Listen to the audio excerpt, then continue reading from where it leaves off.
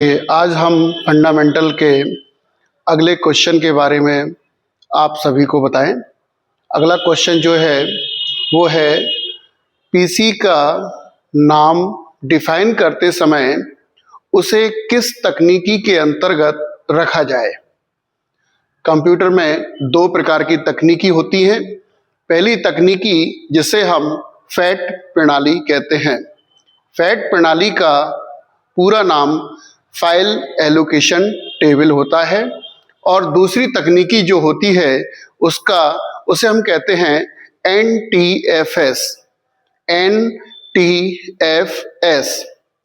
तो यहाँ पर दो प्रकार की प्रणालियाँ उपयोग में लाई जाएंगी। अब हम इसके बारे में पूरा विस्तृत तरीके से आपको बताते हैं कि जब हम पीसी को उसका नाम निर्धारित करते हैं, यानी पीसी के अंतर्गत जो हार्ड डिस्क होती है उसको जब हम डिवाइडेड करते हैं या उसके हम पार्टीशन बनाते हैं, तो पार्टीशन बनाते समय हमें दो प्रणाली का उपयोग करना पड़ता है, जिसमें पहली होती है फैट, इसका फुल फॉर्म है फाइल एलोकेशन टेबल। ये प्रणाली क्या काम करती है? ये प्रणाली का काम होता है कि कंप्यूटर के अंतर्गत अगर हम इस प्रणाली का उपयोग करें तो ये छोटे छोटे फाइलों का निर्माण करती है, यानी छोटी छोटी गुच्छों में फाइलों का निर्माण करती है और पीसी के अंतर्गत स्टोर करती है। इसे हम फैट प्रणाली कहते हैं। अधिकतर जो कंप्यूटर की मेन ड्राइव होती है, जिसे हम लोकल डिस्क सी के नाम से जानते हैं, वो प्रणाली इसी फैट प्रणाली के अंतर्गत डिवाइडेड की जाती है, जिससे कि यूजर इस प्रणाली के अंतर्गत जो भी फाइल या जो भी डेटा इसके अंतर्गत देना चाहता है, चाहे वो छोटे आकार का हो या थोड़े से बड़े आकार का, तो भी यह एक्सेप्टेड कर लेती है। अब यहाँ पर इस तरीके से ये हमने आपको बताया कि फैट प्रणाली क्या है।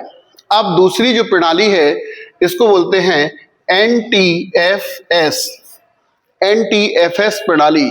NTFS प्रणाली का मतलब होता है, यहाँ पर कंप्यूटर के अंदर यदि हम ड्राइव को NTFS प्रणाली पर रखते हैं तो ये बड़ी फाइलों का स्टोरेज कर सकती है।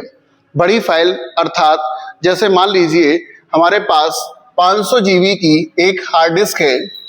इस 500 GB की हार्ड डिस्क के अंतर्गत यदि हम इसको दो भागों में विभाजित करें 250 GB के अंतर्गत, तो जो पहली 250 GB होती है उसको हम लोकल डिस्क सी के नाम से बना देते हैं और उसे फैट प्रणाली के अंतर्गत रखते हैं।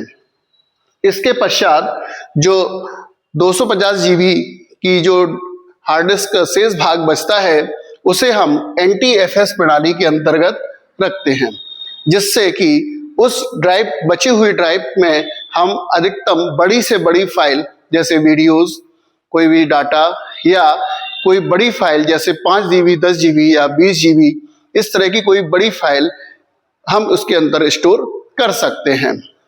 और फैट प्रणाली के अंतर्गत हम इतनी बड़ी फाइल को स्टोर एक साथ नहीं कर सकते हैं। यदि हम इसको स्टोर करना चाहेंगे तो वह हमारी डिस्क को ओवरराइट या ओवरफ्लो बताने का मैसेज देने लगती है। तो इस प्रकार से हमने आज देखा कि NTFS प्रणाली और फैट प्रणाली, ये दो प्रकार की प्रणालियां कंप्यूटर के अंदर वर्क करती हैं। फैट प्रणाली जो है वो छोटे फाइलों का निर्माण करती है और निर्माण करके अपने अंदर फाइलों को सुरक्षित रखती है, और NTFS प्रणाली बड़ी फाइलों का निर्माण करके अपने अंदर फाइलों को सुरक्षित रखती है। तो यहाँ पर अब हम इसके बारे में समझेंगे। फैट प्रणाली का जब हम नाम निर्धारित करते हैं ड्राइव के समय, तो इसमें कुछ चीज़ें हमें ध्यान रखनी पड़ती हैं। जैसे जब हम इसका नाम निर्धारित करते हैं तो इसमें अधिकतम 11 अक्षर का ही इस्तेमाल कर सकते हैं, 11। इससे ज़्यादा का हम इसके अंदर इस्तेमाल नहीं कर सकते।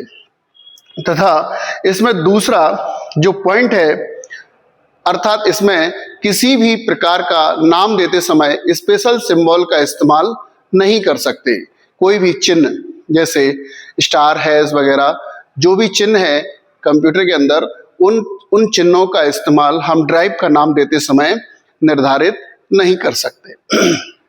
यदि आप ऐसा करेंगे तो वो ड्राइव नहीं बन पाएगी। अब इसके अंतर्गत हम एक बात का और ध्यान रखेंगे कि इसके अंदर हम नाम निर्धारित करते हैं तो इसमें हम स्पेस का इस्तेमाल नहीं करते। अब हम बात करते हैं एनटीएफएस प्रणाली का। तो एनटीएफएस प्रणाली में हम ड्राइव का नाम देते समय कुछ भी नाम रख सकते हैं, कितना भी बड़ा नाम रख सकते हैं, और इसमें हम स्पेस का भी इस्तेमाल कर सकते हैं। अतः इसे हम अपने नाम से भी या किसी डाटा के नाम से भी इस डिवाइस का नाम शो करा सकते हैं। तो इस प्रकार से दो प्रकार की प्रणालियां, फैट और फाइल एलोकेशन, इस प्रकार से दो प्रकार की प्रणालियां हमारे कंप्यूटर के अंदर वर्क करती हैं, जिसे आज हमने आपको विस्तृत तरीके से बताया है।